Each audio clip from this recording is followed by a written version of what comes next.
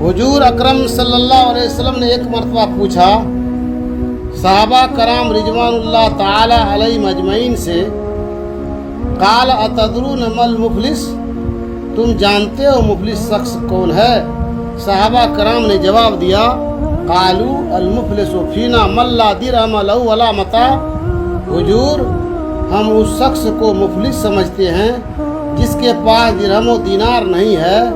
हम कहेंगे रुपया पैसा नहीं है। फरमाया, नहीं नहीं, मेरी उम्मत का मुफलिस शख्स वह होगा जो बहुत से नमाजें लेकर आएगा, बहुत रोजे लेकर आएगा, बहुत से हज लेकर आएगा, बहुत से उम्रे लेकर आएगा, लेकिन उसके साथ ही वक़द शतम हाजा, फलां शख्स को गाली दी होगी, व अकल माल हाजा, फलां फलां शख्स का माल खा लिया होगा, फलां शख्स पर तोहमत लगाई थी।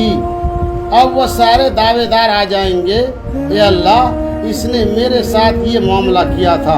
ठीक है भाई, उसकी नमाजें तुम ले जाओ, और तो कुछ है नहीं, कोई करेंसी तो है नहीं, न डॉलर है न जेवर है, कुछ भी नहीं है, अमाल की करेंसी है, नेकी तुम ले जाओ। कोई और दावेदार आया, रोजे वो ले गया, उसके पास कुछ नहीं रहा, दावेदार अब भी बाकी हैं। अब उनके गुनाह जो हैं अब उसके हिसाब में बढ़ना शुरू हो जाएंगे, यहाँ तक कि दूसरों के गुनाहों के बोझ तले दबकर वह जहन्नम में झोंक दिया जाएगा। ये है मुफलिस।